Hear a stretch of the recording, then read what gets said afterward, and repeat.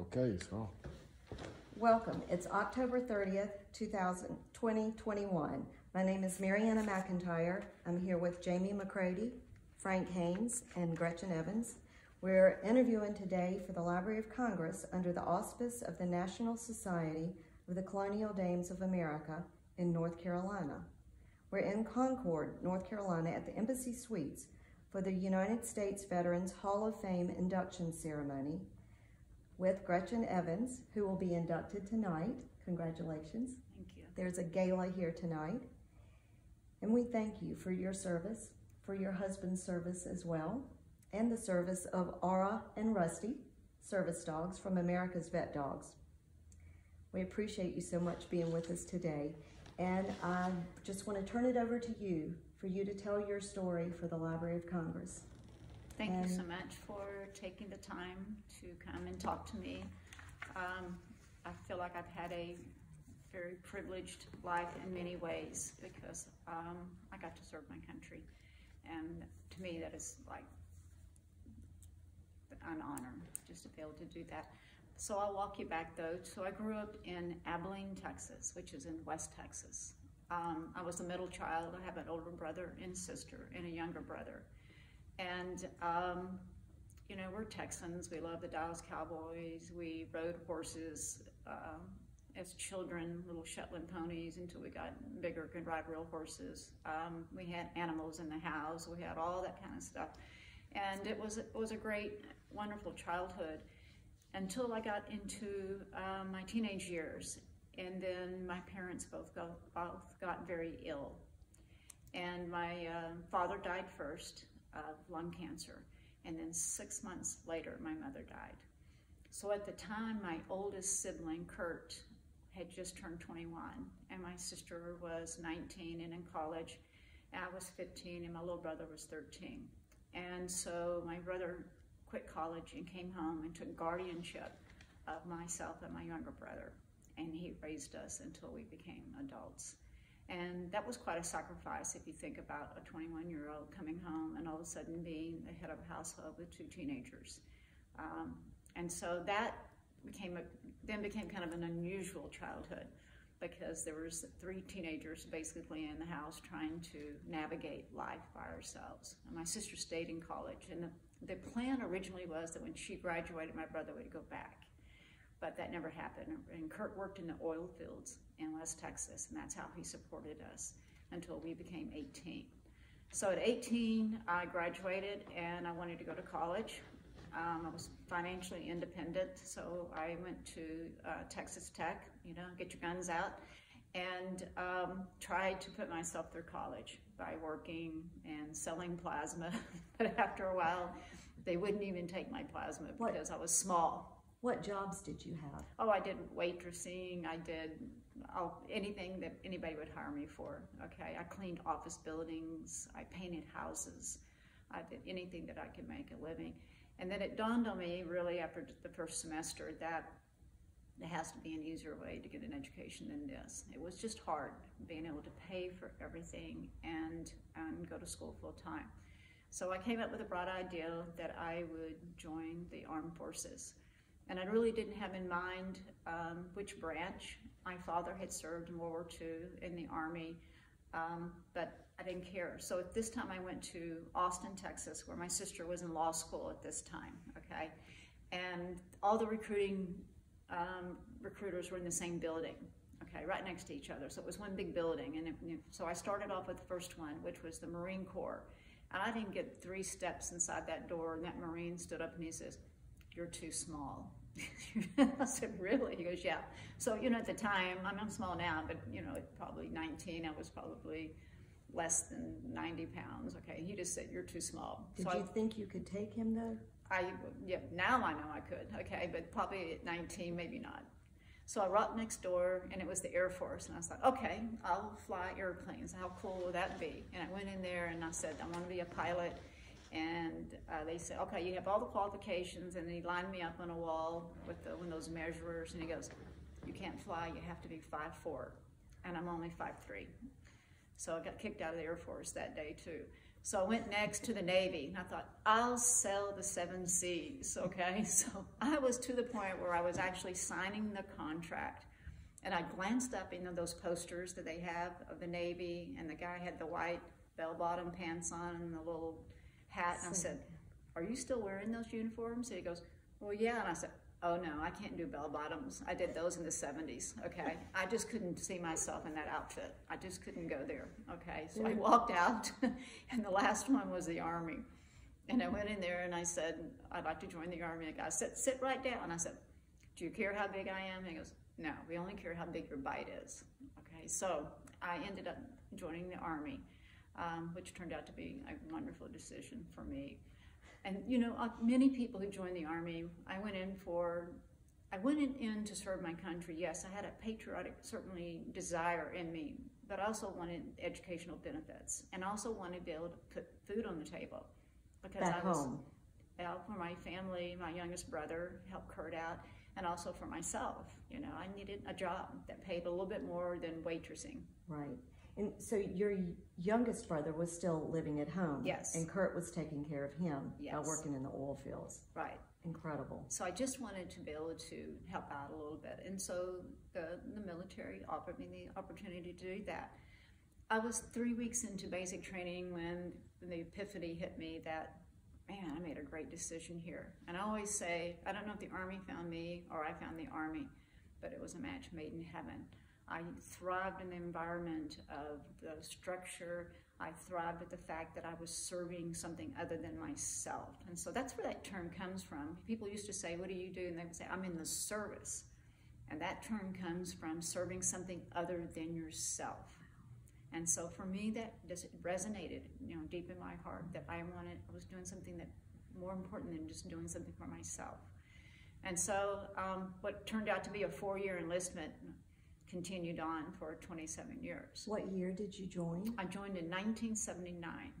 And my basic training was very interesting because we were the first platoon of females that were ever trained at Fort Leonard Wood, Missouri. So there were 3 platoons of males and 1 platoon of females in the company. And how many are in a platoon? Excuse me.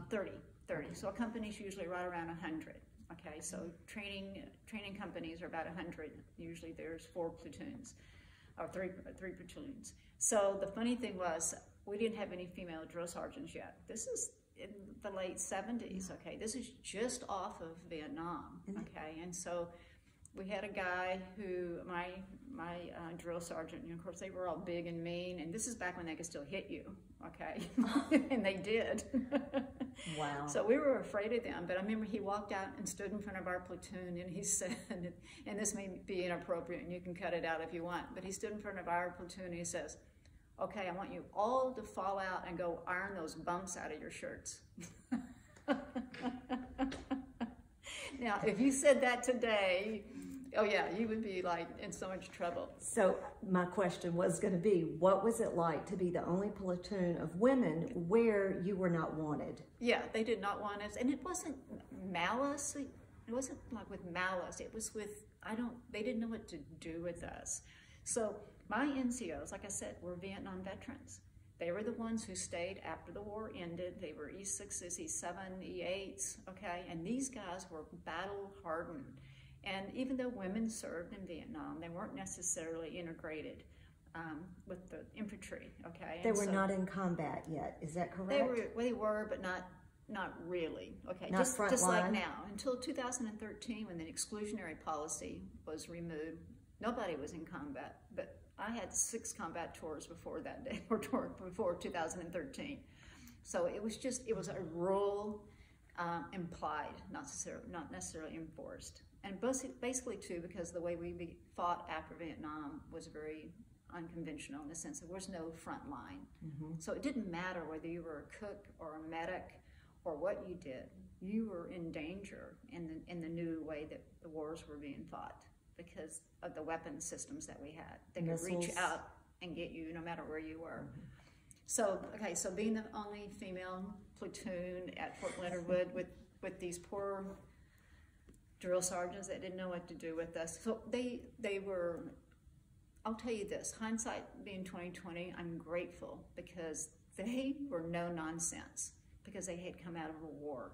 And they knew that if you didn't know how to do your job, that you could very well die in war. So they're the type of guys that would turn the lights off, you know, in the training room and tell you to put your M16 together. It's because they knew you have to be able to do this. And so I'm grateful now that they were awful and demanding, because I think it saved my life later in my career. And it also taught me the importance of doing things and doing them correctly, and making sure that you could not only take care of yourself, but you could take care of those that were depending on you. So I am grateful that those 8 weeks were miserable and terrible, and they hit us and walked on us and threw us in creeks and did all kinds of things, okay? So they did the best that they could, and I will say this, I got some really good training from those NCOs. So no regrets, but I have some funny stories about them. Of the 30 women that were in your group, how many made it through the 8 weeks? All of us did. All of us did. We would go to bed at night and say, they're not running us out of here. And all women were much like me. If you think about it, who joins the Army in 1979? Women, who does that? And that's people probably like me that needed some financial help, who were looking for educational benefits, maybe came from a disruptive home. And so this was their chance to do something for themselves. And so they were hanging on with everything. They didn't have much to go back to. Mm-hmm. And so the military provided not only substance and pay, but it gave you a sense of being valued, because we were part of a team. And so when we would go out and do maneuvers and stuff, we became very, very close. I think I kept in touch with some of my basic training buddies for 10 or 15 years, for a long time, because we have some memories that, we could really share. What's one of your greatest memories of that time? I remember that, I don't remember what I did, but I did something that they didn't like. Okay, so, and certainly not on purpose, because you didn't want to attract their attention. So we all tried to blend in as best as we could, because you didn't want to get their attention. You didn't want them to know your name, because sometimes when they got mad, they just yelled out the first name they knew. Okay, like Private so-and-so, come here. You didn't want them to know it, but I guess I didn't make my bed like to their standards, and so the old thing where they come in and when they bounce a coin off your bed, there's a true story to that. Okay, so my coin didn't bounce, and so what they do is they rip all the covers off of yours, make a big deal about it, and they throw it on the thing, and then they take your mattress and they throw it, and then everybody that's in your room, it's like 8 of us in a room, in those stacked bunks, they tore everybody's bed apart, because if one of you fails, all of you fail, okay? So after that's tornado, okay, this guy comes in and tears up our room. Women are all thinking, well, damn, how did that happen, okay? So then we would get the girl who could make the bed the best would make all our beds. And then the girl who could polish the boots the best, because this is back in the Black Shoe Army, where we had to have spit shine boots. Right. She would polish all our boots.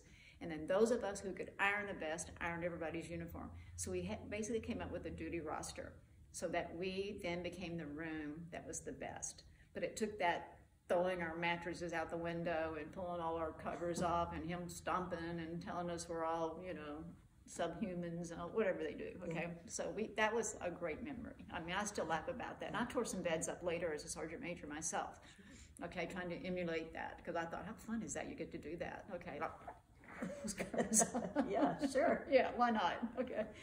So after basic training, I went to Fort Huachuca to become an intel analyst.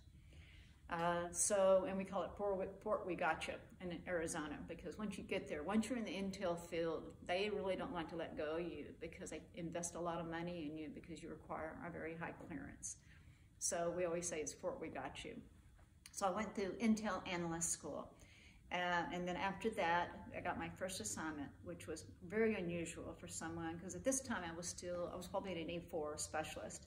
I was sent to headquarters USRA, okay, like the command where the 4-star general was. And at the time it was General Crozan.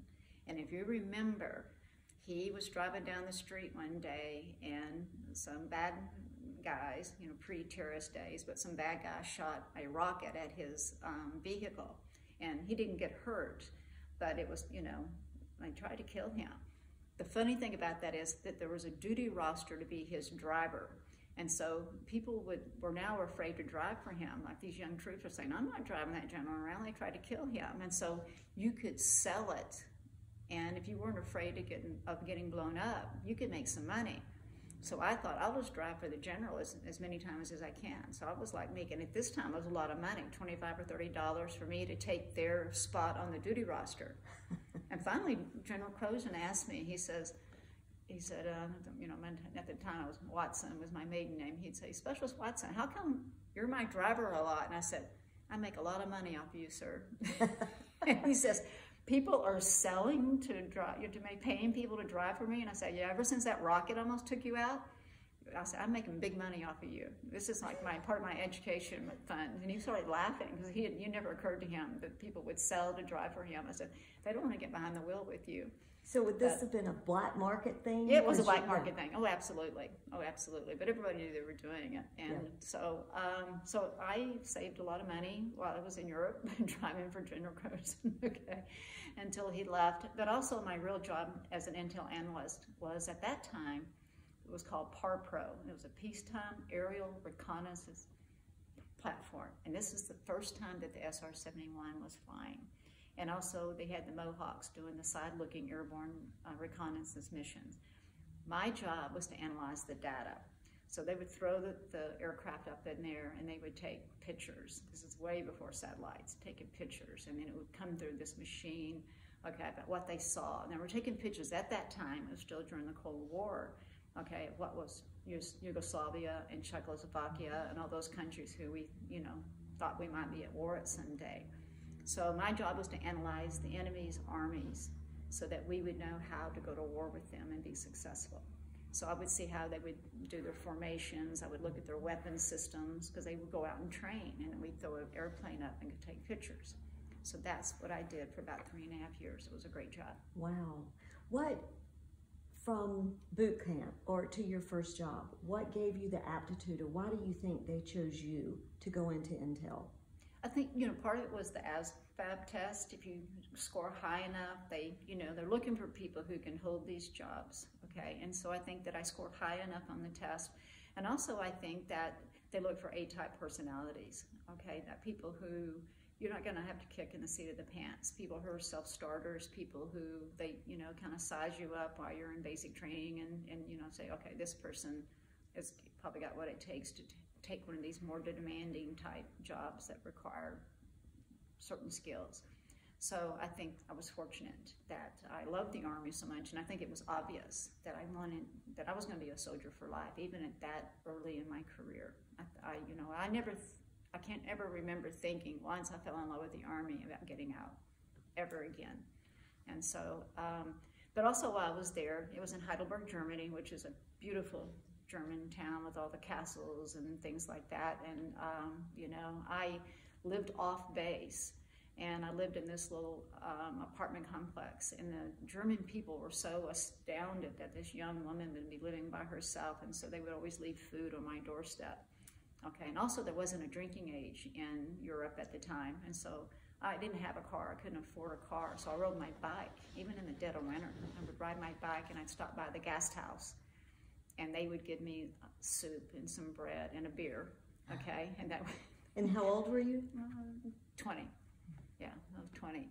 And it'd be these old German men, you know, and me, okay? And they were, every once in a while I'd find, and there'd be a pair of mittens sitting next to where my seat, because I always sat in the same place. I sat at the bar, and a set of mittens or a scarf or something like that. So they had kind of adopted me, okay? And even on really snowy nights, one of the German locals would take my bike and put it in the back of his car and drive me home, so I wouldn't have to ride in the snow. Very kind people, very wonderful. It was a great first assignment. While I was there, I was recruited by the Army to go to counterintelligence school. So that's basically a spy in the military. And so they asked me if I was interested, and I said, well, yeah, that sounds really great. And I asked them why they chose me, and this is what they said. you look like you're like 15 years old, okay? You have this kind of Opie Taylor look about you, and nobody would ever think you were a spy, and you're exactly what we need, is someone who doesn't look like a spy, right? So they sent me back to Fort Huachuca, Fort Huachuca in Arizona. I went through the counterintelligence course, and then at that time, all agents were required to have a language, okay? So then I went to Defense Language Institute in Monterey, California, and they initially put me into the German language course. I didn't really take to the German language. I had been in Germany for 3 years. I didn't really want to go back there. I wanted to see something else. But the real reason I wanted, and this is like not something I'm proud of, but the real reason I wanted to change was that I like dark-headed men better than light-haired men, and so I wanted to go to Italian class so I could go to Italy. Now remember, I'm like 21 years old here, so this was makes perfect sense. Yeah, it makes perfect sense. But what really made me laugh was that the Army said, okay. I said, can you switch me to Italian? Because I've been to Germany, I'm not all about blonde-haired, blue-eyed guys. I like dark-headed. Okay, whatever you want. So I switched to Italian and loved it. And DLI is fascinating because they give you 1 week of kind of getting your mojo together. And then the instructors, who are all native speakers, so that you can learn the correct way to speak the language, they stop speaking English to you after 1 week. Yeah, and if you don't get it, you just don't get it. And then of course the Italians, it's all, language and hands, and you're, trying to understand this language. I lived in a house with 3 other soldiers who were all in language school, but we all spoke different languages. So they would give us these labels in the language we were learning, and we would put like a boss. So we would be in 3 different languages because we're all trying to learn everything. Okay, and every once in a while, one of us would accidentally learn the wrong word. And in the middle of our dialogue, when we were being tested, we'd throw out like a Spanish word, which is a little off than Italian, or sometimes even like a Russian word, okay? And they were thinking, where'd that word come from? I said, I'm in the house with 3 other, students who are all learning a language. And so, yeah, we had a great time. And we started dreaming. You start dreaming in the language you're learning after a while. And that's when you know that it's kind of kicked in, is it when you start dreaming in the foreign language. How long did that take? So we were in school about a year. About a year. And do you remember your first dream in Italian, or how far into it was? Yeah, I don't know if I'm going to share it, but yeah. What was that dream like without telling us the dream? Maybe myself and a young Italian man in a gondola or something like that. Okay, yeah. Beautiful. Beautiful, yeah. Somewhere in Venice or something like that. So after I went to the Defense Language Institute, they sent me, of course, to Italy. So I went to Vicenza, Italy, which is where an airborne unit is stationed, still to this day. It has a very impressive resume, if you will. They've been in lots of battles. But I was assigned basically to the 66th MI group, okay, which is based out of Munich, but they have all the intel for that part of Europe. And I went there as an agent, so I was in civilian clothes. I was not in Army clothes, and they gave us a cover story so that we could live our part. So basically what they did with me is they enrolled me into the university there in Vicenza to study, although I never went to class, okay, and then put me in an apartment, okay, and provided a car for me. And that was my reason for being in Italy. And so my job was to just make connections where I was. The reason Italy was so important in this time was this is when the Red Brigade was getting, kind of antsy, okay, and they were a terrorist group, okay, and so we were trying to find a way to infiltrate what they were doing. And so a young 21-year-old American, I never, pretended to be anything but an American, okay, and I didn't let them know that I spoke Italian, okay, so that they would feel free to speak Italian in front of me, and hopefully I would understand it, and they would maybe say things that might be important. So that was my job. For how long? And you know what? It was pretty fun. Every once in a while, something kind of crazy would happen in and you know, you get the little bit of a pucker factor, like they'd want to take you to some place where they were maybe having a meeting, and it wouldn't be necessarily, you know, the top tier, but it'd be people who sympathized with the Red Brigade. And so all of a sudden you find yourself, you know, 22, 23 years old in a kind of a dangerous place, and thinking to yourself, you know, who actually knows I'm here? Okay. And will they come get me if something happens? So how do you get through that? You know, I was naive in the first place. Okay, I'm serving my country. I felt indefensible at 23. You think you can do this? I had confidence. Really, I did have confidence that if something went sideways, that they would come get me. Okay, so I think I was so relaxed in the role because I had such confidence in myself and in the military that it became natural to me. Okay, so I lived this crazy false life for about 3.5 years. What was that like with your family? Could you contact them during those 3.5 years? Or I could tell them that I was in Italy, but I did not tell them that I was a counterintelligence agent, and I didn't tell them what I was doing. And so there would be a post office box, okay, separate than my real mail, just in case that got compromised, where my family could write and I could pick up mail. Did they know it was separate? No. They just thought that was your... Yeah. They thought that was normal. Okay, and so yeah, it was pretty impressive. It was good, but it led me to my next wonderful assignment, which was with the Intelligence Support Activity, which is the intel part of Delta Force. So I was recruited in the most crazy way, just like this is like something out of a Tom Clancy novel. So I was approached one day walking out of my building to my car by a gentleman, and he walks up to me and he says to me, "How would you like an experience of a lifetime?" And I thought he was hitting on me, and I thought... Are you in Italy? Yeah, I was in Italy, okay. Still working as an agent, and I thought he was hitting on me, and I thought, okay, what, you're like freaking me out here a little bit. And he goes, "No, I'm with the military. I want to talk to you about something." And he says, "Meet me at this restaurant at this time on this day." And it was a couple of days later. So I walked in, and there he was sitting there, and he says, "I'm recruiting you for a special Black Operations Unit called Intelligence Support Activity." And you can Google them. It's what they say about this unit is crazy. So again, I'm 23 at this point, maybe 22, 23. Why not? Okay, I'm single, why not? But how did you know you could trust him? Well, I'll get to that. Okay. So I said, yeah, why not? One is I'm a naive again, okay? Second thing, you know, he hands me a card and he goes, "We'll be in touch." And that's the last I ever saw that guy. The next thing I know, through my military, through the 66 MI group, I was called up to headquarters, okay? And the guy says, "You're on your way to airborne school." And I said, "Oh, okay." So I went to airborne school at Fort Benning, and then from there, okay, I went to Bill Street's driving school, where they teach you how to do J-turns and flip cars on purpose without getting hurt.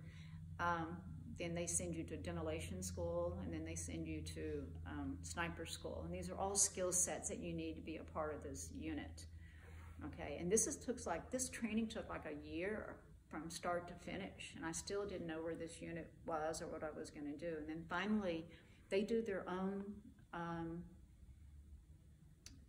do I describe this? Their own way of what Delta does in Special Forces assessment and selection. So the final test, after you do all this schooling and you pass everything, is to take you and put you in an airplane and fly you around for 6 or 7 hours, and then parachute you out, and you open up your bag, and you don't really know where you are, and it's pitch dark black, and you have a map, and you basically have like 1 day's worth of food, and you've got 100 miles to go, and you got to get there. And so what they're testing at this point, not knowing this, you know, then I'm thinking, okay, maybe I've done something crazy here at this point, okay? But they're testing your fortitude, and they're testing your where your cracking point is, because they need to know that, so that when they insert you later, they know that everybody's got a cracking point, but they want to know where it is, and then that they can choose their assignments that way. So I threw on my backpack, got my map and my little compass, and dawdled around until I got to the finish line. Okay, you never really knew where the finish line was. Okay, and every once in a while on your route, they would have something placed there for you, something you might need. They might leave you an orange if they thought you were starving or something. So there was people like tracking you, and you kind of knew that they were, but I never saw them. So finally, you get to the end, and they're all congratulating you, and you see like people that, you know, normal people, and you know, because at one time I thought, maybe I've been captured by the enemy. I just think I'm working for the Army. I mean, because your mind starts playing tricks on you, you know. But you get there and they say, congratulations, everything is wonderful. And they loaded all of us. So there had been 10 people thrown out of that airplane. So all 10 of us had finished. And they put us on the bus. And we think we're going to go get a hot shower and a normal meal and everything's great. And now we're a member of this new unit. And then they do a mock attack where these, you know, hooded people come to the vehicle that we're in and kick open the doors and have rifles and put them in our faces, and they tie ropes around our hands, throw hoods over us, and throw us into a vehicle, and then drive us to a building and throw us all in a room. And then for the next 24 hours, nobody spoke to us, but every hour in the hour, they would take a bucket of water and throw it on us. Ice cold water. And then they would take us one by one into the interrogation room, and they would make us kneel on broomsticks. Okay, I don't know if you've ever done that before, by accident even, but it's like the perfect thickness to fit right where your kneecap is, and it's very painful. And they would start asking you questions that you knew that you couldn't reveal, okay? You know, like beyond my name's this, and my social security number's this, and you know, why are you here? What unit are you with? So we thought these were bad guys. Somewhere in our brain, we thought they were bad guys. Part of me thought this is just part of the training. But as the days went on, you began to doubt, because we were hungry and we were tired, and they were doing really mean things to us, okay? So part of your assessment and selection is that anytime you get captured, what's the first thing you're supposed to do is try to escape. Because the quicker you get away from them, the better off you are. So on day 3, myself and 2 other of the captees decided we were going to escape. So when the guy came in to throw the water on us, okay, one of the guys caught the door. I think they saw this all along. I don't think we were fooling anybody. He caught the door, you know, propped it open. And so we waited, okay, a little bit, and then we decided we were going to crawl down this hallway. Okay, so we're still blindfolded. So we're like, and our hands are back here. So we're kind of like scooting. And then we feel in the walls where, you know, with our arms or whatever. And we come to a place, and the guy says, there's a door here. And he says, I'm going to open this door as best as I can. Okay, so what we did is, you know, we turned around with our backs, and we got the door open. And he says, okay, you guys ready? And one by one, we went through that door, and we fell about 20 feet onto a big air bladder. So they were anticipating us trying to escape, which was the right thing to do. But this fall, blindfolded and whatever, okay, and then they took the 3 of us in there and were really mean to us for escaping or whatever. After it was all over, the final test was they brought you in, and the guys, these people were in uniform, although they didn't have any rank or anything, and they were in uniforms, and they wrote 5 things on a bulletin board, on a blackboard. And it listed them. It was God, country, family, unit, self. And they were just written in. They says, now you prioritize those, how they are in your life. And so you're thinking you want to be a part of this unit after all this. And so you're trying to think what the right answer is. I couldn't figure out what the right answer is. So I just answered it the way that I really felt. And I thought, okay, what's the worst that can happen to me? They'll send me back to my unit in Italy, which was a great assignment. So I just ranked them the way that I felt in my heart and thought, I'm not going to try to impress these people, okay? So apparently I gave them the right answers. I rated God, and then I rated family, and then country, and then unit, and then self last. I don't know. it was right or not.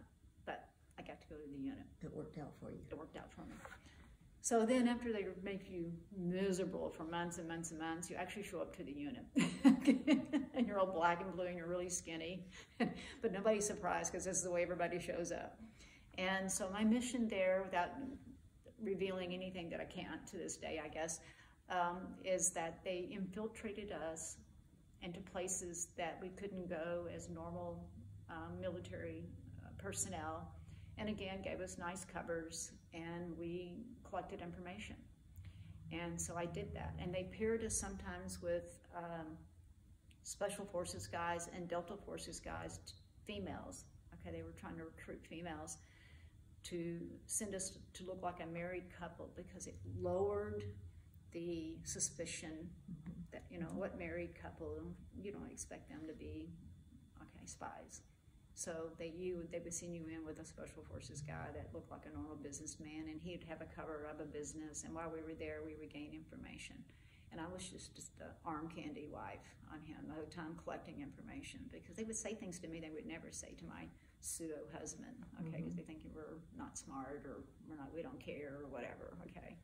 So I did that for a long time. I was with that unit for a really long time. While I was with that unit, I also deployed in some real world missions that happened. So that must have been, let's see, 83 to 93, maybe. I don't, my dates are not good. But during that time period, we invaded Grenada, and we invaded Panama, and we were in Central America, and we did Somalia in 1993. Can you talk about any of those? Not really, other than, because I was there as an intel person. I will say this, that you know, I did jump into Grenada with the forces because that was the only way to get there, okay? But my role was much different than the people who were there to take over the country. And then we went into Panama. I was there long before we actually did the invasion. I went in undercover and waited for the invasion. And these were all, if you remember, very short victories, okay? We weren't there very long. It didn't take us long to do that, okay? In Somalia, I went there as an intel person. And I will say this, all the fighting I've ever seen in my career, the fighting in Somalia was the worst I've ever seen. And when that all went down, it was so vicious and so awful. And the sad thing about that was a peacekeeping mission. We went over there to feed these people and to help them. And it was under the United Nations, and we did not go in there as an oppressive force. We were really, it was humanitarian, solely humanitarian. And when that thing spun and got out of control, it was vicious. What do you attribute that to? I just think that the people inside of Somalia, were corrupt, and so when we would deliver the food, and in the beginning it got distributed, and it got distributed effectively and equally, but it became a black market. So when the military would come in with these bags of food, and I think that there was corruption, and the people who needed the most weren't getting it, and they were selling it, and they were bargaining for it. And the people couldn't see the difference between that. We had no control over that until we did, okay? And that's what really started the fight, was that we tried to intercede on this black market of this food to feed these starving people. And that's when it got ugly, okay? The people who were corrupt got mad at us, and then even the people themselves held us accountable, like, why can't you fix this? You're this big American army. And so it was vicious. It was vicious. Vicious in what way? Just the way the fight that they, I had never seen anything like that before. Well, so when we jumped into Grenada, it was a pretty typical invasion. Okay, there's the bad guys and the good guys. We jumped in. We secured the airport. We did what we were supposed to do, got the hostages, took care of everything. Same thing in Panama. Went in there, we got Noriega, it was all done. It was very strategic, very operationally correct. But in Somalia, because it was a humanitarian effort, we didn't have the right equipment for it, and we weren't there to invade. And one day these were people we were feeding, the next day they're throwing rocks at us, and it's personal. So that was kind of the difference. It was like, I provided food to you yesterday. Now you're throwing rocks at my vehicle, and now you're shooting helicopters out of the sky. What did that feel like to you personally? It was scary to me. Okay, it was an ominous feeling. Like, even in war, there's supposed to be rules. Supposed to be, right? Right. So I felt like that the rules had all been taken away, which is a very scary feeling, because you're thinking, who's really in charge here, and are we going to survive this? And so what do you do about it? How do you? You go into survival mode. For me, when that all the mess happened, and I had nothing to do with the Black Hawk Down portion of it, other than I was in country, was they were starting to evacuate, those of us as quickly as we could. We all got caught up in that. We couldn't leave till all of us left. So until we secured that helicopter, until we got the people from out of downtown and all that, none of us could leave. And so those of us who weren't on the fighting, the tip of the spear of that particular mission in Somalia, we were just hunkered down in here, hoping that we were going to come out victorious, because the downside was going to be severe. They would have all hung us from bridges, and there were not that many of us, because we were over there to do good things.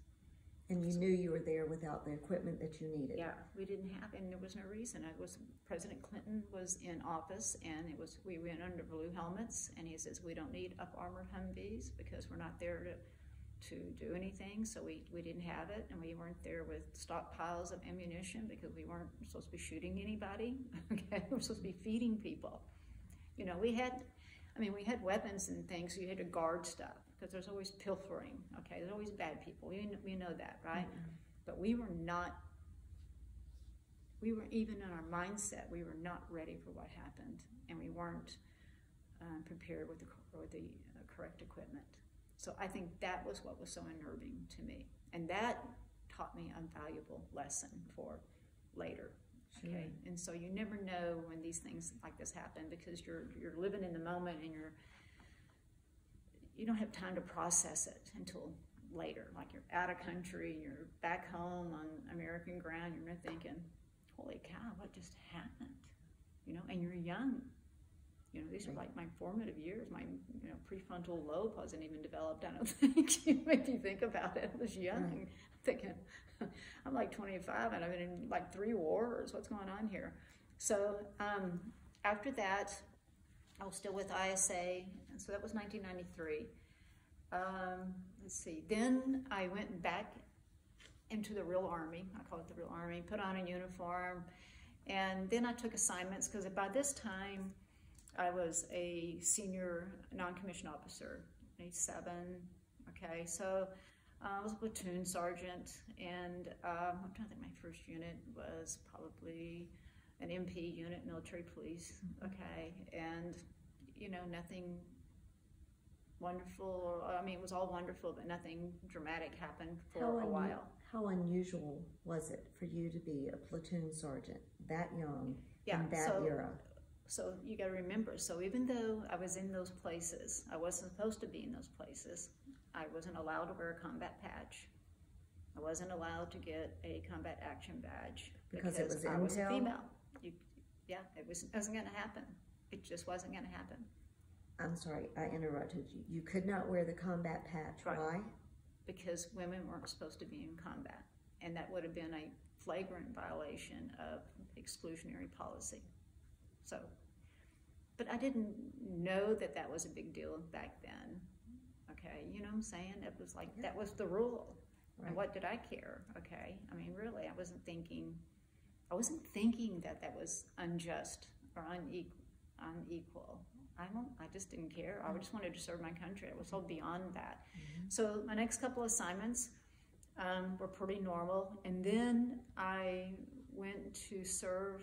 I was serving with, I was detailed to the Arkansas National Guard because Governor Huckabee at the time had a very serious meth problem in Arkansas, and he just couldn't wrap his head around it. I mean, it was becoming almost like uncontrollable, and people were dying, and not just from taking the meth, from gunfights, you know, and they were blowing up and stuff. So he reached out to the National Guard and said, I need some help here. Can you help me?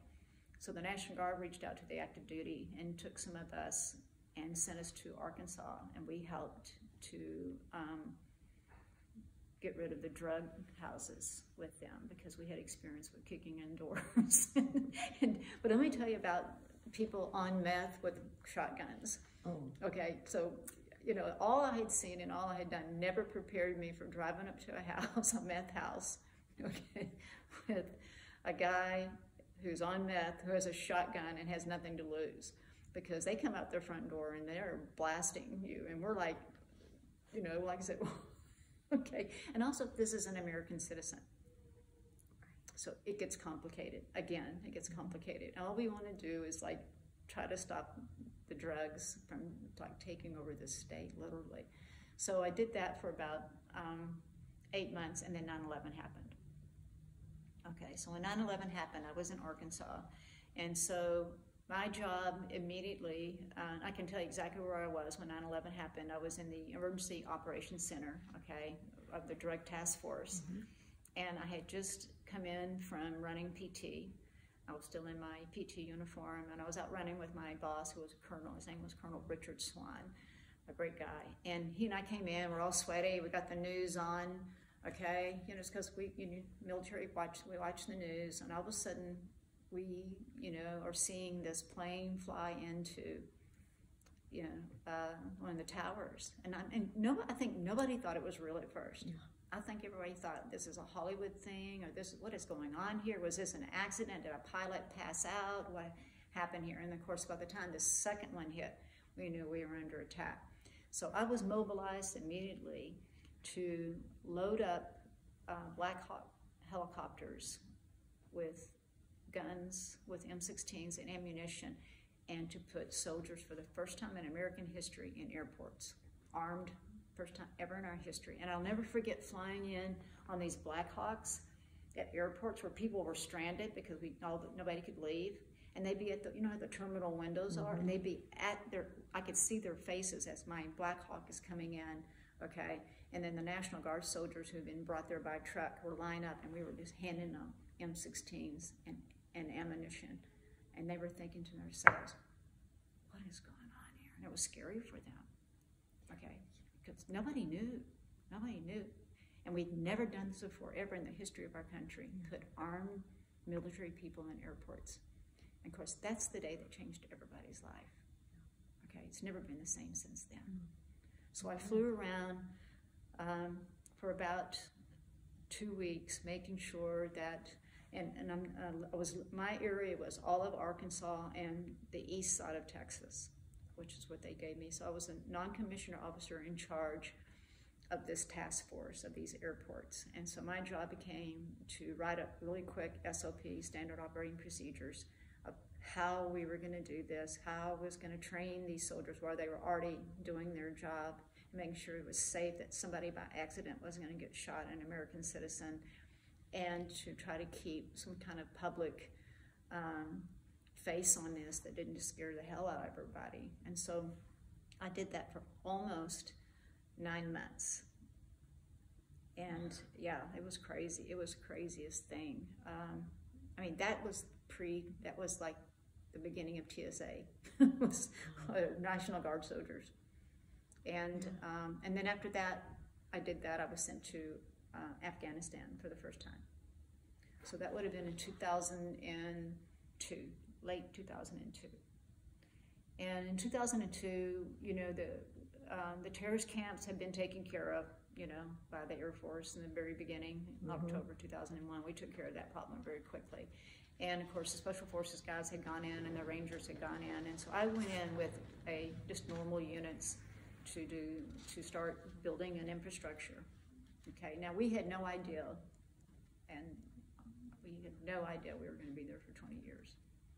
We thought this was a third world country at best, okay, and no infrastructure, no military, and we thought we had the Taliban under control pretty quickly, but we had no idea. And so my job then was with an MP battalion, and so we helped set up the supply routes to make them safe. So we escorted supplies from point A to point B. Usually we flew into Bagram Air Force Base. We'd take the supplies, and the MPs, we would drive with them so that the bad guys wouldn't attack and get our supplies. And why wouldn't they attack? Just because you were there? Oh, they did, but that we just fought them off. So you were more highly trained to take care of that? Yeah. Okay. Yeah. So we were combat military police.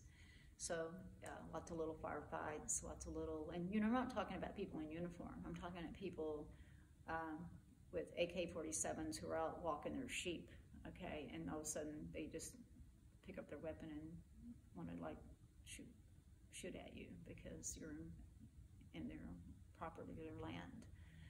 So I was there for a year, then I came back. By this time I had made Command Sergeant Major. And so once you serve at the 1-star level as a Sergeant Major, your assignments then are nominative. Meaning that a general always gets to pick his Sergeant Major, because that's an important relationship. Mm-hmm. And so I don't know how much you know about the rank of Sergeant Major, but once you make Command Sergeant Major, that's as high as you can go in the non-commissioned officer rank. And there's a reason for that, okay? So the first unit that has a Sergeant Major is at the battalion level, and you're working for an 05. Then the officer gets promoted to 06, but you're still a Sergeant Major at brigade level. And then he gets a division, and he's a 1-star, but you're still a Sergeant Major. The reason is because that rank is appointed by the president and cannot be taken away by a general officer. And so that protects you. And you're supposed to be the advocate for the soldiers. You're the old man or old woman. You're the seasoned non-commissioned officer, where these generals may be getting their first, unit. You're the person who says, this is not my first rodeo. Okay, you're my 3rd 1-star. You're my 4th 2-star. And you are supposed to be the person who can walk into the commander's office and very respectfully say, sir, the troops are tired, morale is low, they need this, and give him or her recommendations. And they can choose to take them or not. But it is your job to be the advocate for the soldiers, to the commander who's got his own or her own pressures, who are answering to the Secretary of Defense or the Secretary of the Army or the White House itself. So you can be the honest broker without any fear of retribution. Like, I'm never going to get promoted again. So there's nothing stopping me from going in there and speaking what I feel like I need to say. Like I said, they can choose to take your advice or not. You are not the commander, you're the Sergeant Major. But you don't answer to anybody but that commander. It's actually a beautiful dance. Yes. It's like a marriage without benefits. Yeah.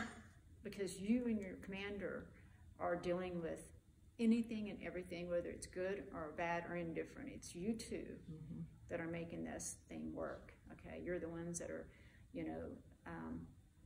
begging for more troops or supplies. You're the ones that are making sure the troops are trained correctly. You're the ones that are writing letters home to family members when we have, casualties. You're the ones, and so that relationship is very precious and very sacred. And I was fortunate to always have really good commanding officers. And I would venture to say the reason you feel that way is because you were very good at your job. Well, maybe so. They used to think I was funny. Okay, because I have a little bit of a sense of humor, and so the generals would laugh. So I'll tell you 2 defining stories that I think are worthy of the kind of Sergeant Major I was. And I wrote these stories in my book because there's certain things in my book that to this day still resonate with me. So we right before we deployed to go to Afghanistan, I think the second time, we went to Fort Hood to do some training, because Fort Hood has all this space, okay? Unlike Fort Bragg. Fort Bragg is a big military, but we don't have the space to put like tanks and things like Fort Hood does. So there's a big rivalry between Fort Bragg and Fort Hood, between the airborne and between the Cav. Okay, and there always has been. Always, it was like the Cowboys and the Washington Redskins. Okay, we respect each other, but there's this ribbing that's always going on. So they always tell us we're stupid for jumping out of airplanes, and we always say to them, because they're a patch. You've seen a first Cav patch, so it's got the horse and then a line. Okay, and the patch is yellow and black. So we would say this to the Cav guys.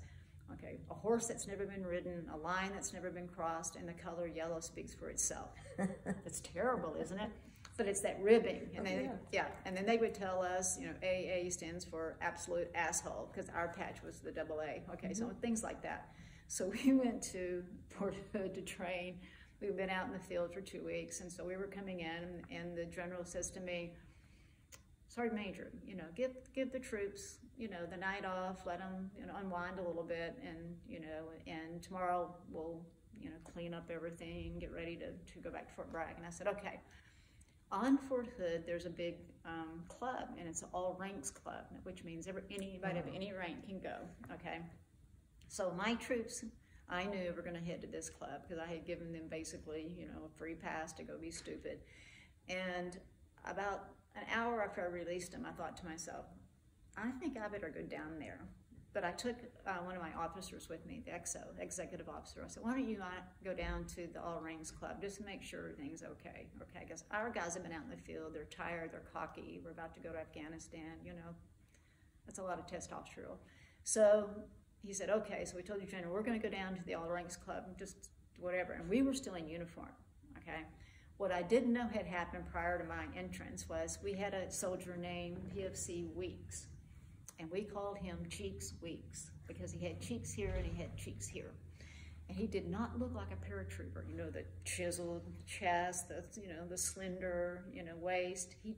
But although he could run with us and he jumped out, he was great at his job.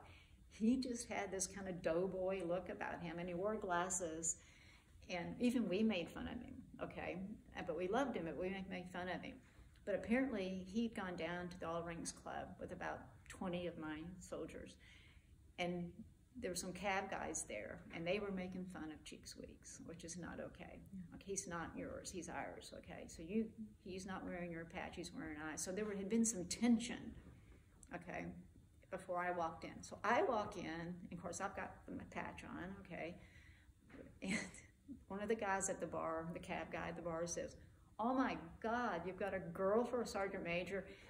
And the next thing I know, chairs are flying and people are going across bars. It was something out of a Western. Someone took a body and pulled him across the whole bar, and the glass was broken, and I mean, mayhem broke out. And I found myself on the back of a guy, hitting him in the head, and they were hitting me, and all kinds of things were happening. So they called the MPs. So the MPs came and broke up the fight. And then they separated all of my guys from my unit from the Cav guys and took us down to the police station and put us in cells. They put all my guys in one cell and all the Cav guys in another cell. And I said, I need to call my commander. They handed me the phone through the cell, right? So I called him. I said, I need you to come down to the MP station. We've had an incident.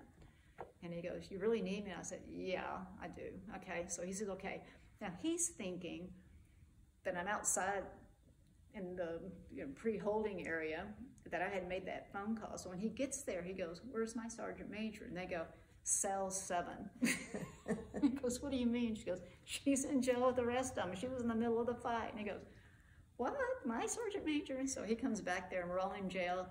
And he goes, I sent you there to make sure nothing happened. I said, they called me a girl.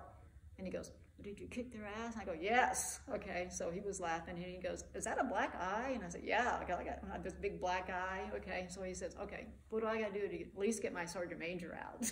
The guy says, okay, we're going to let you guys all go your separate ways. The next morning, we got called in to the garrison commander of Fort Hood, and he says, I want you off my installation like today. We said, okay, we're leaving. So we went back to Fort Bragg. So I can imagine that your soldiers adored you even more after that. Oh yeah, they were talking smack. Like Sergeant Major was throwing fists and all this. You know, of course, I was just trying to defend myself. Okay, and then you know we had to pay for that damage. The general and I, you know, we said, okay, we got to take care of this. So yeah, and things like that happened back then. Yeah, and they probably still happen now. It's just that you know, average bear doesn't hear about that because it's not becoming of being the professional Army, but there's something about that. And I will say that moment was a very bonding moment for my unit, because even though Cheeks Weeks, we made fun of him ourselves, okay, he was ours. Right. Okay, right. That's a party foul. You don't make fun of one of mine, okay? And so that fight was so worth it, so worth it. Absolutely. Yeah. And after that, how long was it before you rotated to Afghanistan? About a month, yeah. So we were still, you know pretty cocky at that point. The other incident also happened when we were preparing to go downrange, and I had a brand new driver. So Sergeant Major always has a driver, and nobody wants to be the Sergeant Major's driver because you always have to be with the Sergeant Major. Your uniform has to be perfect. You gotta, you know, it's just not a fun job. Nobody wants to do it, okay? Nobody wants to be near the Sergeant Major, okay, because you're the, you know, I don't know. They think you're mean and you're not personal. Like it's not a good job. And was it even more so that way because you were female? Yeah, they didn't know what to do. Okay, it was uncomfortable. So I had a driver. His name was Specialist Joshua Gamma. Okay, and Gamma, God bless Gamma. So Gamma did not want to be my driver, and I knew that. Okay, I asked for volunteers. Nobody stepped forward. Okay, so I just had to finally say, okay, pick somebody and send him to me. So he got volunteered, okay, to be my driver. So on the third day he was driving for me, we were out doing night maneuvers, okay? And Gamma had on night vision goggles, and he was driving the Humvee. I was sitting in the right seat, and I was looking down, okay? And I didn't have my night vision goggles on because I was looking at a map with a red lens, okay? So I wasn't paying attention. And I had a gunner who was standing up, you know, right behind me with the mount. And we're driving across a bridge, and Gamma and night vision goggles are not really good with depth perception. It's very deceiving. They're really good for what you need them for, but the depth of perception, and they're probably better now than they were then, but that time it can be really off. Anyway, Gamma misjudged the width of the bridge, and our right wheel went over the edge, which caused the Humvee to, like a turtle, okay, flop over, okay? But before it flopped over, the gunner who saw what was happening, because he had his night vision goggles on, okay, he bailed out, okay? He like jumped out of the vehicle. So the vehicle flops over. Now I'm in a creek, okay, that's about 4 feet deep, underwater, wondering what has happened. And I look over at Gamma, and we're upside down, and we had our seatbelts on, and he's got this deer in the headlight look, okay? So I said, I'm telling him, we got to get out of here. We're going to drown, okay? So he was like just scared. I undid his seatbelt, and I couldn't get a door open, but you know how the windows are in Humvees, they just fall down, and the windows were open, which is how the water was coming in. But I just kind of grabbed him and threw him out the window, and we got out. So we come out of this. In the meantime, the guy that jumped out of the vehicle, my gunner, had got on the radio of another vehicle that was following us and got on the whole division net and said, Gamma just drove the Sergeant Major off the bridge. I think he killed her. Oh, God.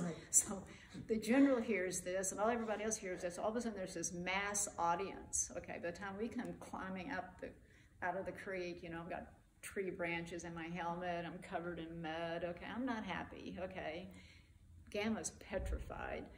And so we get up there, and so I knew they were all watching to see what I was going to do.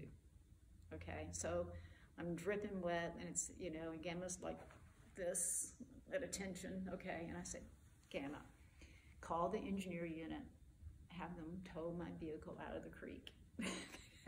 Please clean it up and recover all of our equipment that is in that vehicle, okay?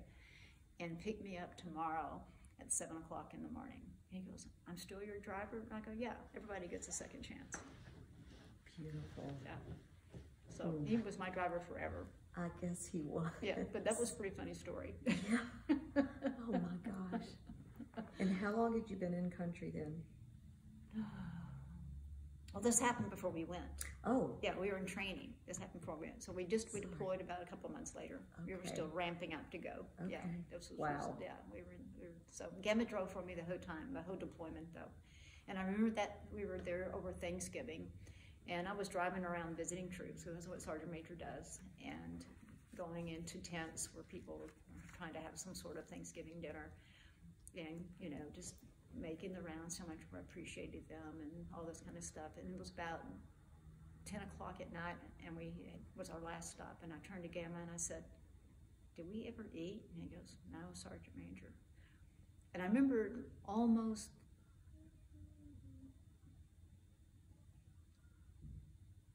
crying, because here's this 19-year-old kid, and on Thanksgiving I drug him all over a combat zone, and he never got to have anything for Thanksgiving. And so I reached into my rucksack, and I had a bag of Chex Mix, and I handed it to Gamma, and I said, "I'm sorry that I ruined your Thanksgiving."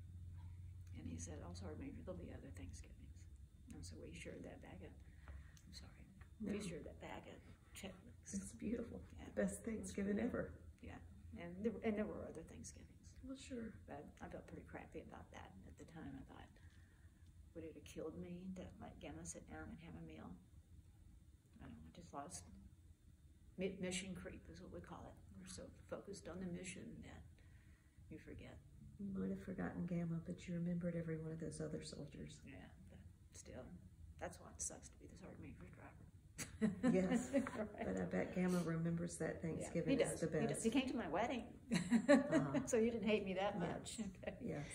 So, okay, so my last tour in Afghanistan, which I didn't know was going to be my last tour, I went with a unit called the Area Support Group, 111th Area Support Group, and I went as the Garrison Command Sergeant Major of all the bases in Afghanistan for the 3-star general who was the commander of all of Afghanistan, and his name was Lieutenant General Carl Eikenberry, who then became the ambassador to Afghanistan for the United States, and he was my general. And my job was to make sure that every base that we occupied, and when I say base, it could be anything from Bagram, the big base, to Camp Eggers, which is the one in Kabul next to the embassy, to a teeny tiny fob out in the east of Afghanistan on the Pakistan border, to make sure that they had what they needed to sustain life. So I wasn't responsible for the missions that they were running, but I was responsible to make sure that I could get food to them, that I could get ammunition to them, that if there was a casualty, that I could evacuate them, if there was any sort of need that needed to be taken care of, then the soldiers that were in the headquarters that worked for me, we were to take care of that. It was a huge responsibility. Huge responsibility. How many soldiers were over there at that time? I think at that time, American soldiers, this was in 2000, I got there in December of 2004. I want to say 30,000 maybe, because we did the big surge in 2005. So somewhere between 30 and 50,000 soldiers, and that's not, of course, including the NATO forces that were there. So, you know, I was constantly on the go, constantly checking. You know, if it doesn't get checked, it doesn't get done. That's just the rule. This is the way life is. I think in civilian life probably as well. Okay, so I was constantly on the road checking these bases and everything. And we were within 90 days of, actually we were within 30 days of going home. And I was gonna make a round to some of my most remote forward operating bases. And one of the main reasons is that that's the most dangerous time in a deployment, is towards the end. Like really the last 60 to 90 to 30, 90 days is the most dangerous, because they start thinking about going home. Okay, so they get their head is not on a swivel like it should be. They're not maybe as attentive. And if you look at statistics and battles, you'll see that you incur more casualties if you know there's an end date to when you're going to go home. Those last 90 days can be very dangerous. So I was going around giving the pep talk. Okay, so guys, we're almost home. So close. You're going to get to see those babies that have been born that you haven't seen yet, and your girlfriends that you still have, and the wives that you still have, and any extras you picked up while you've been here or whatever. We're so close you can almost smell the apple pie. But we're still in a very dangerous place, and I need you to go home and to get home. I promised your families I'd get you home, so I need you to be very vigilant until we get on that plane going home. So this particular day, I was at a forward operating base, and I would come in the way I traveled because I was a female and because I was a sergeant major, and the enemy knows who you are. They always put bounties on your head. Like the general had a bounty on his head. I had a bounty on my head. The commander of the 82nd Airborne, who was there at the time, had a bounty on his head. And you know this because intel tells you. Okay, so for an example, when I went out in a convoy, there would always be the real convoy and then a decoy. Okay, so they couldn't just watch me pull out in my convoy. And I traveled with a personal security detachment, guys who just traveled with me, and their job was to keep me from being captured or killed. So, I'd leave the base, and 2 convoys would come out, and I would be in one of them, the other one, whatever. It's just to give yourself a fighting chance of not getting ambushed. But in the same way with when I'm flying by helicopter, okay? So 2 Black Hawks would take off at the same time with Apaches for safety. And so anyway, so my helicopter landed at this forward operating base, and I just jumped out, and then what they do is they land and then they go and they find some place where they can be safe, not sitting on the ground like a big target, okay? It's not good for helicopters to sit out in the middle of nowhere because they'll blow them up. So I jumped out, helicopters took off, and I had not been on the ground more than 10 minutes talking to troops, and all of a sudden we started taking mortar fire. And it came in like rain. I mean, rain. It was just everywhere. And it was a very small installation. So the protocol is you send out a quick reaction force to go and eliminate those people who are firing at you. And then everybody else gets in the bunkers to protect yourself from those incoming rounds. And so these bunkers are concrete, like igloos, and then they're reinforced with sandbags. And they have an opening on both ends. And so I'm yelling at the troops, get in the bunkers, get in the bunkers. And then before I could get myself in a bunker, a round landed to my right. And, this is something that, it's a sound, even though I don't hear anymore, I can still remember what this sounds like. It makes this big thud, like thud, even though there's chaos going on. This one was close, or maybe I just remember it, thud. And then you hear it detonate. And then you know what's about to come, and there's nothing you could do about it. And so when this thing detonated, it was a homemade round, and they had stuck in razor blades and screws and feces and all kinds of things. When this thing blew up, it threw crap everywhere. The 2 guys of my personal security detachment that were standing next to me took the brunt of that blast. Like big guys, okay? The eyewitnesses say that blast threw me horizontally. I'm small, even with a flat jacket on and a helmet. Maybe I weighed 120 pounds.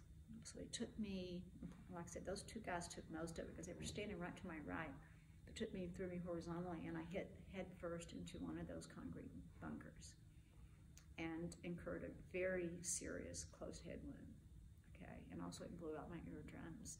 And then I had a million little pieces of shrapnel all over me, any place that wasn't protected by that black jacket.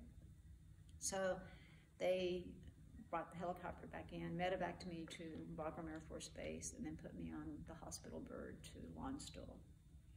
And I remember waking up one time in the helicopter and not remembering what happened. I woke up and I was laying down, and there was this young troop in my face, okay, and he was trying to talk to me, and I remember thinking, this is not the way I usually ride in a helicopter.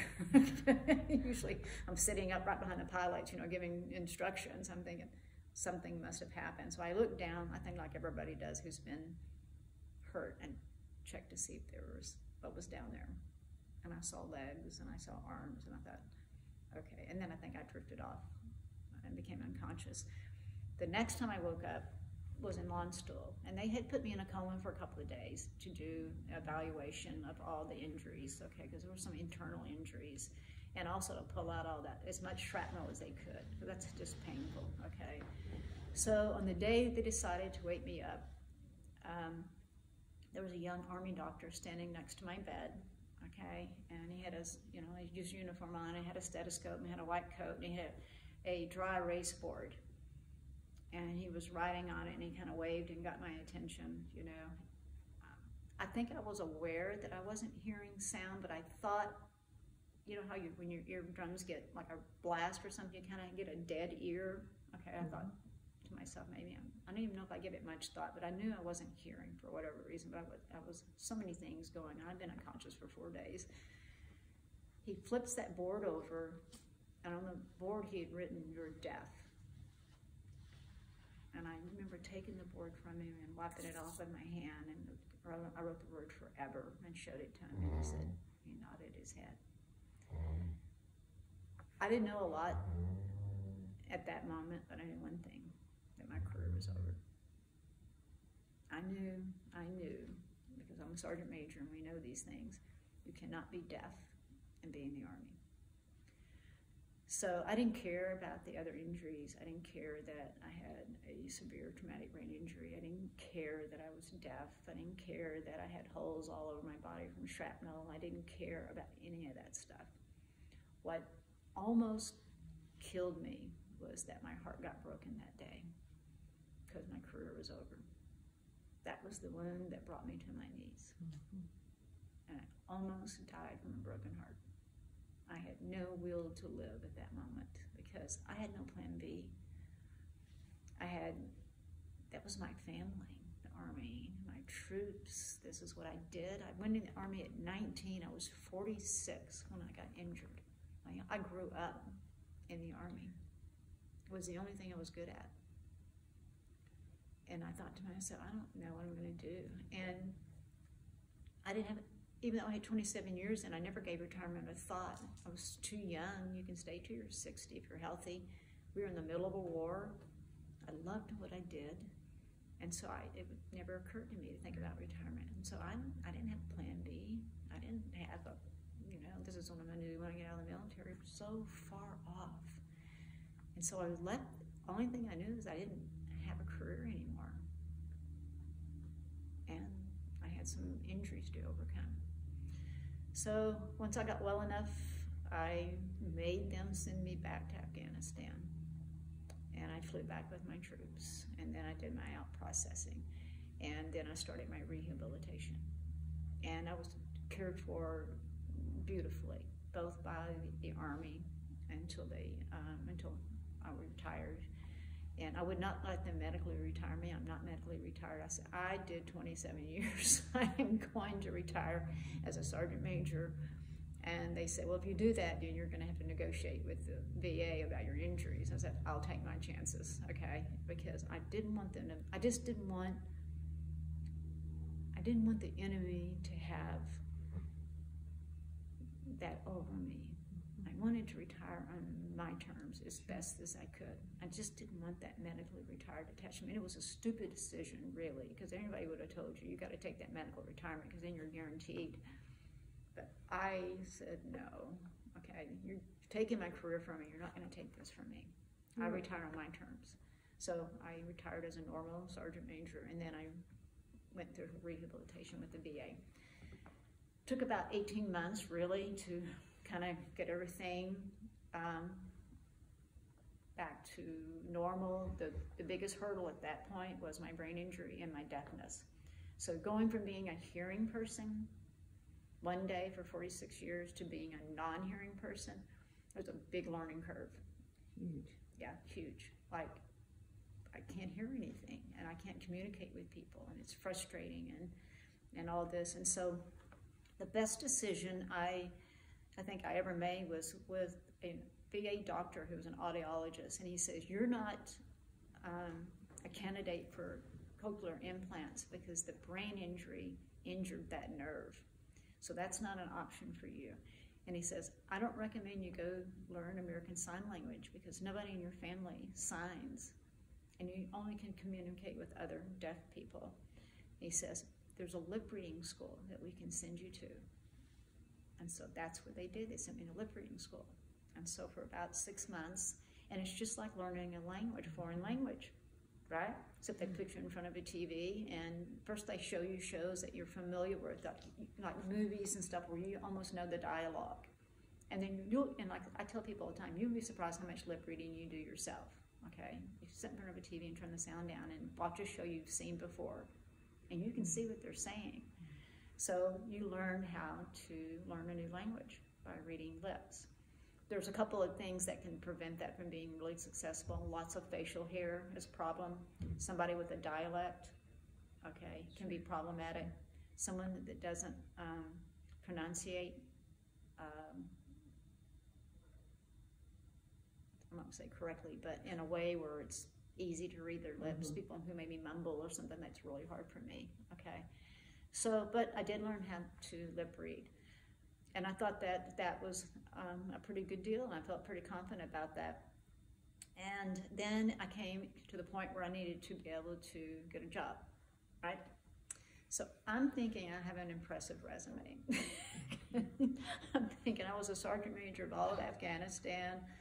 Okay, I managed billion-dollar budgets. I've moved logistics through countries that were trying to kill me. I mean, you know, I have some skills here. Yeah. So I tried to, as best as I could, civilianize this 27 years of military service. And I applied for a really crappy job. It was not even a good job, but I was having a hard time getting past, you know, the gatekeepers. And so it was kind of like a typing pull job. I mean, it was really pretty crappy.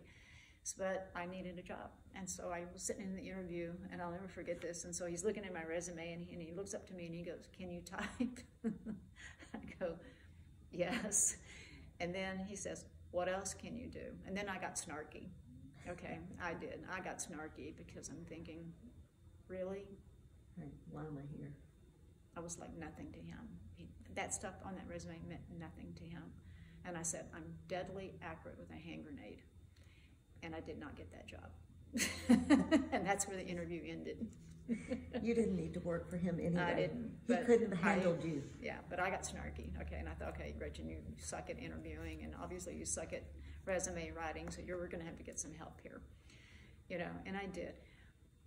The truth of the matter is I went into a pretty dark place for a while because I just couldn't gain any traction after my injuries.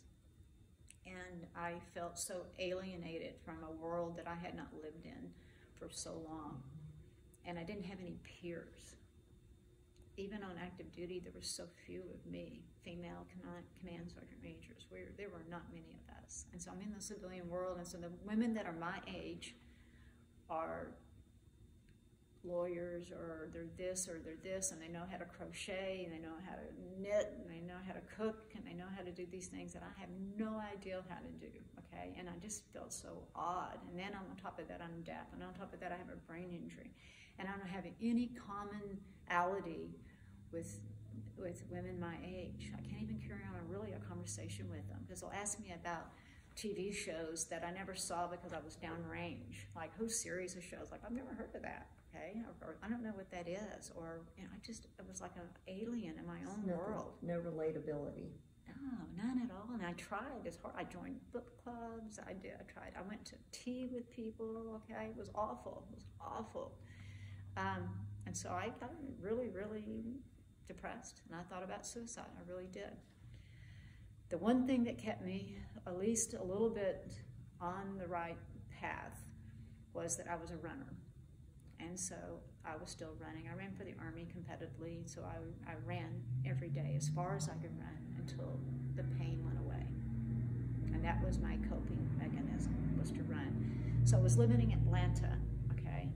My husband was the Associate Medical Center Director at the VA there in Atlanta. When did you get married? Oh yeah, I got married right when I got back from Africa. We forgot that whole chapter. Okay, I forgot about Robert. Okay, so Robert, I have to back up. So Robert, I actually met Robert in Afghanistan. So Robert was the third ranking chaplain in all of the Navy. So there's 2 admirals who are chaplains, and then there's the senior 06. And Robert was a chaplain of both Fleet Forces Command on the East Coast and the West Coast. So he was way up there, okay? And he volunteered to come to Afghanistan because we were running short on chaplains, because unfortunately the bad guys could pick out our chaplains because they didn't carry weapons, and they often would wear their denomination on their collar, whether they were Jewish or Sikh or Muslim or Christian, whatever, and they would pick them out and kill them. And so the Army was really short on chaplains. So they put out, I think, a call and says, we need chaplains to volunteer. Robert was in Norfolk, and he volunteered to come to Afghanistan. And he came, and he was the senior chaplain of all of Afghanistan. So he and I worked very closely together, because anything good or bad that happened had to involve Robert. Like when I had casualties, I had to have a chaplain there to do justice to those casualties. Okay, even from moving them from the battlefield to where they needed to go, it's a sacred thing. Okay, and so we became very good friends. Okay, because we worked so closely together. Robert stayed about 8 months, and then he had to rotate back to Norfolk. And then 2 months later, I got a letter in the mail from Robert. He says to me, "Dear Sergeant Major," because we weren't on first name basis. "Dear Sergeant Major, I can see that things are a little rocky in Afghanistan from the news, because we were in 2005, early 2006, the spring of, like in March, the spring offensive always starts, because that's when they like to come out and fight after being held up all winter and whatever." He says, "So I'm just writing to see how you're doing, blah, blah, blah." It was like paragraph to paragraph. And at the very last paragraph, he wrote the words, "Could you ever be romantically interested in me?" I'm thinking, get the hell out, okay? I mean, like, wrong service, okay? Navy, Army, chaplain. I don't want to be a minister's wife. I don't want to have to clean up my language. And plus, I'm killing people for a living right now, and that just didn't resonate with me very well, okay? And I said to him, "What are you thinking?" Okay, so I wrote back and said, "Oh yes, we're getting our asses handed to us right now. Please pray for us." And as concerned to be romantically interested in you, now that I think about it, okay, you're kind of cute. He is cute, isn't he, Jamie? Yes. Yeah. Okay, so he's cute. He's a very handsome man. Okay, and he was a very good chaplain to my troops. So I had admiration and respect for him, which is not a far jump to love, because I think those things need to come first. Mm-hmm. So I wrote back and said, "If I survive this deployment, we'll talk about it," thinking it was going to be far off. About a month after I got that letter, my general said to me, "I need to send you back to the Pentagon, Sergeant Major, to beg and plead for troops and weapons. If I go, they're just going to tell me no, but you're cuter than me, and they'll be less likely to say no to you, and see what you can do to convince these people that." And so I said, "Okay, I'll go back." So as soon as I hit the States, I reached out to Robert and said, "I'm going to be in D.C. for 2 days." And he was in Norfolk, which was not a far drive. I said, "Do you want to have dinner?" And he said, "Yeah." So he came up. So the first time I ever saw him in civilian clothes, first time I ever held his hand, first time I ever kissed him. And he got down on one knee and asked me to marry him before I left. And I said, "Robert, I got to go back to Afghanistan, and it's hell over there, And he says, "I'll wait for you." And he says, "We'll write letters like they did in World War II. We'll write letters." And he says, "You'll be home someday." And I said, "Okay." Then I got injured, which was a game changer in my opinion. So once I got out of the hospital, I notified Robert and said, "You're under no obligation to this. I'm not the same person I was the last time you saw me. I've been wounded, and some of them are very severe."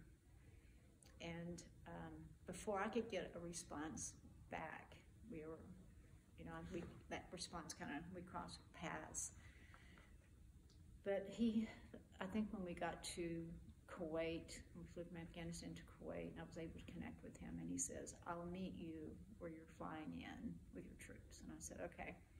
Now my troops all knew Robert because he was their chaplain.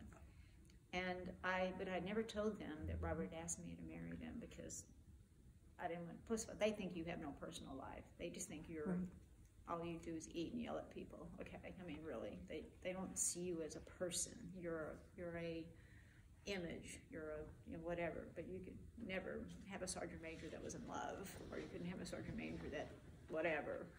So I didn't say anything to them until we got on the plane and we were going home, and I knew that Robert was going to be there.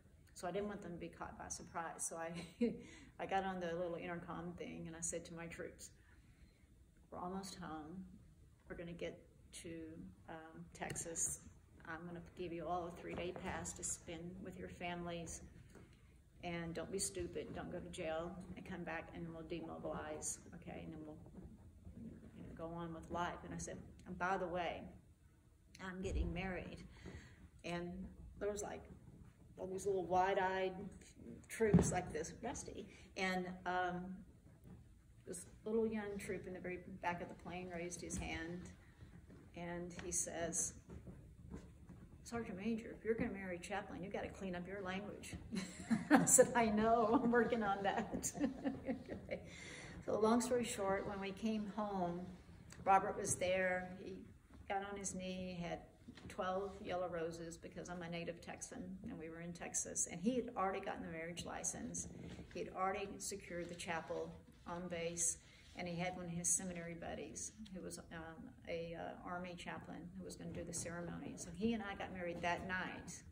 Okay, and he went and got my blues. Okay, because all I had was, one good uniform that hadn't been, messed up.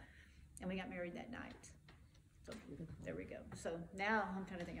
So now you know about Robert. So now where am I now? Oh, okay. So we're living in Atlanta. So he stayed in the Navy for 2 more years. And we went to Naples, which I thought was like a 2-year honeymoon. Mm-hmm. And he was the chaplain of all of Europe and Southwest Asia and Africa. And then he decided he was ready to retire. And so then he went to work for the VA, initially as a chaplain, because he wanted to be with troops. And then they saw that he was a smart guy, and they put him up in the hierarchy of administration. So I'm running in Atlanta, and I'm on the sidewalk. And a guy on a bicycle is coming behind me, and he's riding really fast. He doesn't know that I'm deaf because it's an invisible injury. So he yells out as he's approaching me, passing you on your left. Well, I never heard that. So the traffic was on my right, so even if you're deaf, you can kind of sense if somebody's coming up behind you. It's just that kind of thing. And so I kind of felt like he was coming up there. So I stepped to the left because I wasn't going to step into traffic. And then he hit me.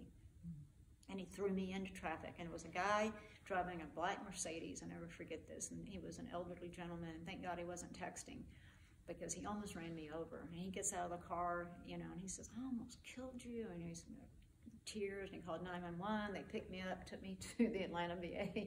Okay. And I was in the emergency room. I had like a broken clavicle and like really bad road rash, which is more painful than a bullet. Okay. Really. There's nothing worse than road rash. Mm-hmm. And one of my doctors walked in and he says, Gretchen, you have to stop doing the things that you used to do before you got injured. And I had this like I couldn't breathe for a minute. And even when I say those words to you, I can kind of feel that. I felt like if I didn't stick my foot in this closing door, I was going to lose my life. And I said, no, I have to keep doing the things that I love. What else do I have to live for at this point? And then my audiologist came in and he says to me, Gretchen, do they train dogs, service dogs for deaf people? And I didn't know the answer to that, neither did he. But he says, I think we ought to check into that.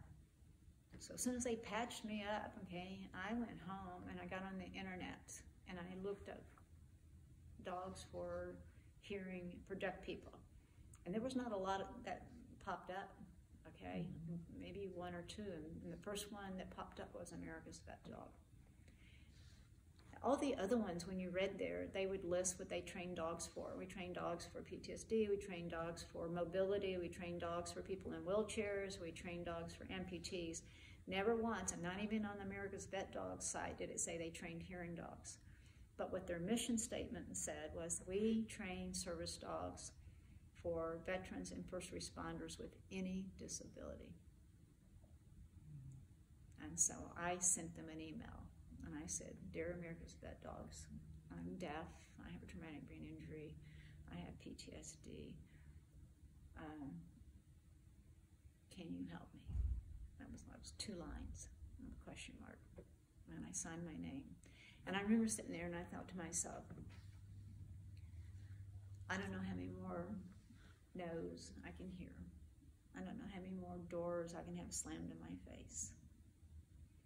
And so I felt like if I sent that email and I got a negative reply, it might just be the one thing that I won't survive from, because I didn't think I had any other options. So I sat there for probably 10 or 15, excuse me, 10 or 15 minutes before I hit that send button. Okay, so I sent it, and I was messing around on the internet, looking at Facebook, whatever it was, and it was only maybe 20 minutes, and you get that headliner pop in your inbox, and I could see it was from America's Vet Dog, and I thought, it was like a jury who's only been gone 20 minutes, that's not good news. Okay, and I thought, don't just delete it and act like I never sent it. Save myself the pain and agony of one more person telling me no, that this is as good as it's ever going to get from me, or do I open it? And I opened it, and it had one word, yes. That's all it said. So what I didn't know was that America's Vet Dogs had never trained a hearing dog before. But when they got that email, they sat down and they said, we train dogs for everything else. Why can't we train a hearing dog? And we don't want to tell this veteran no. And we're the best at what we do. And so let's figure this out. So they didn't elaborate because they didn't know exactly how it was going to happen. Like, yes, you'll have one in 6 months, but they didn't know. So they took a step of faith, took a chance on me, and probably saved my life. And all it said was yes. And then about a day or two later, I got another email and it says, we're working out some details, we'll be in touch. And it just gave me enough hope to hang on. Now, I had no idea what a hearing dog was going to be able to do for me, okay? I had no idea. But they trained Aura for me, and then America's Vet Dogs takes the veteran and flies them out to their campus. And you spend 2 weeks training with your dog, with the trainers, so that you can learn how to care for your dog, what the commands are, so the dog and you can make sure it's a good fit, and it's a good bond. I mean, it took a lot of effort into it.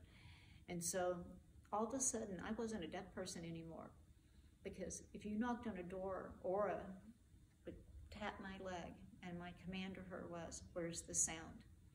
And she would take me to the door.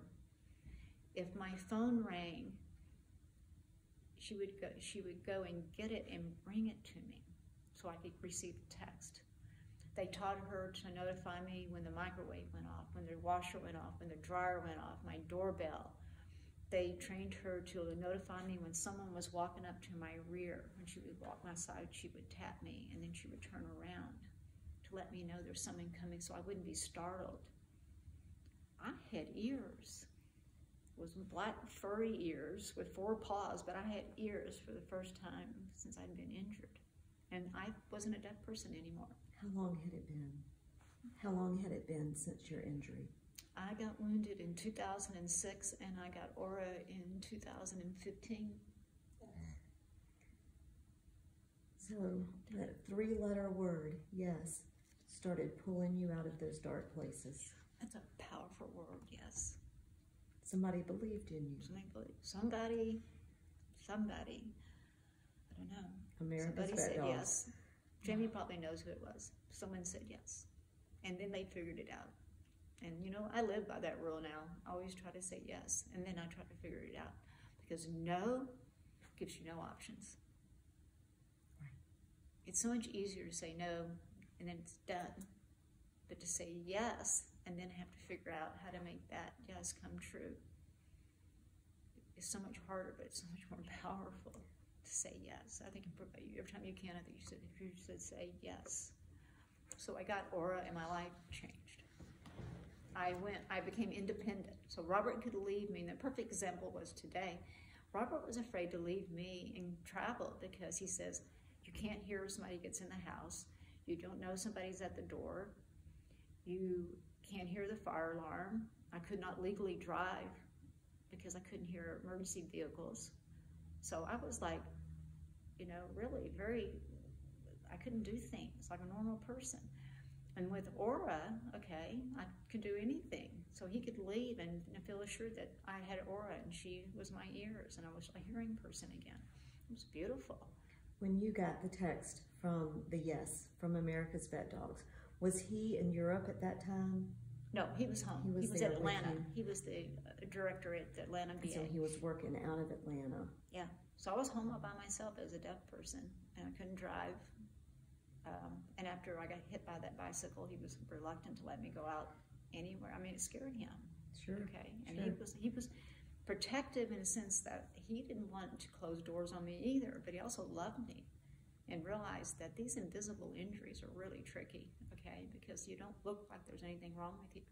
And the beautiful thing about the service dog, too, is that they don't know that there's what's wrong with you, but the fact you have a service dog at least gives them a heads up that there's something kind of going on there. So people approach you a little bit differently, which gives you the opportunity to say, this is my service dog, she's a hearing dog, I'm deaf. And that gets that out of the way really quickly, okay, without, and also I don't have people like, no, it just, people give you space when you have a service dog. So it just like calmed my whole world down. Sure. I wasn't having to go to the grocery store and try to communicate with someone about what I needed, and it was just like, and to tell you, I became a hearing person again, and I never worried about it, and I don't even realize I'm deaf half the time because my dogs are so good at taking care of me. So you had Aura for how many years? I had Aura, for 6 years. Yeah, she worked for me. The dogs takes about 2 years to train the dogs. I got her right when she turned 2. She just turned 8, and I could tell she was slowing down a little bit. And this was before COVID hit, and I was still traveling. I do motivational speaking. I'm part of an adventure racing team that was on the world's toughest race, so I do crazy things. I marathon, I ride bikes, I jump out of airplanes, I do whatever I can do. And so Aura goes with me, okay? Which is a big job. And I could tell at 8, she was starting to, was tiring for her to fly all the way to the West Coast, do a speaking engagement, and then fly all the way back to the East Coast. And so I had just alerted America's Vet Dogs, when you find the perfect dog for me, okay, I will need to replace Aura sooner than later, okay? She's just wearing out. And I was not in any hurry, okay? But apparently when Rusty showed up, okay, the trainer looked at Rusty and said, that's the dog for Gretchen, because we need a dog that's got some energy, okay? So Rusty's got a lot of energy. So she called and said, we found the dog for you. Are you ready to retire Aura? And I mean, my heart kind of broke a little bit. This was my girl. But then we came up with a really great solution. Robert wanted a service dog, and he, for his PTSD.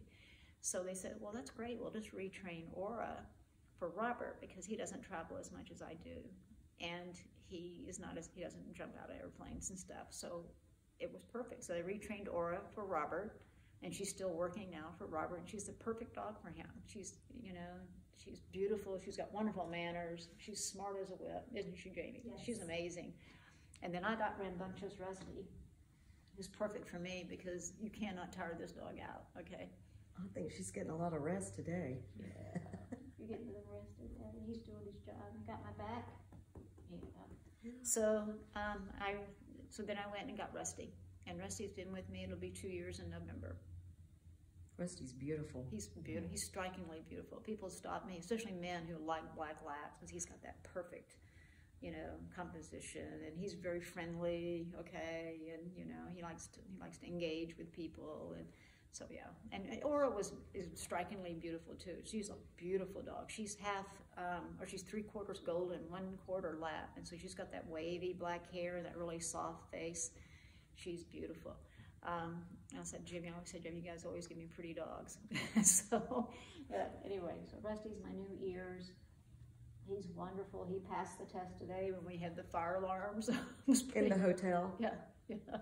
So when that happened today, what did Rusty do? So I was in the bathroom starting to get ready for this interview, okay, because it was, about time. And Robert had just stepped out to, I don't know what he was doing, but he had taken Aura with him. So he and Aura were out of the room. I think he took her out to go to the bathroom.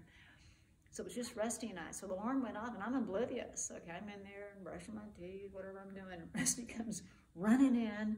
He ran out. He ran in. He's poking me. He came back, and he had his leash in his mouth. Okay, and I thought, what is going on here? And then he started doing 360s. Okay, and then finally, by the time I figured out, oh.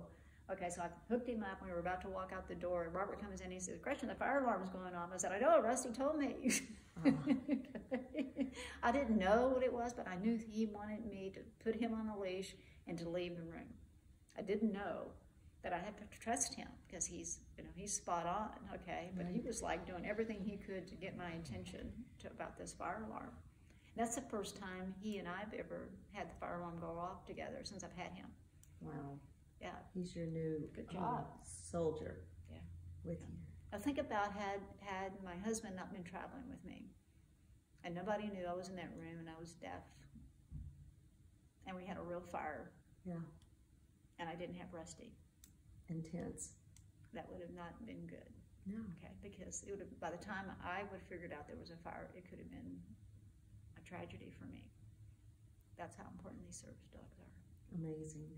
It's amazing. As far as your life and your service for our country, what regrets, if any, are Me, there? regrets?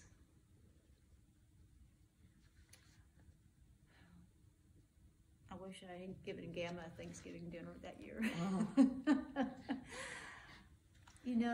I tried to be the best leader that I could. I'm not perfect, and I'm sure that I made wrong decisions. And if I ever hurt anybody's feelings and didn't mean to, I regret that.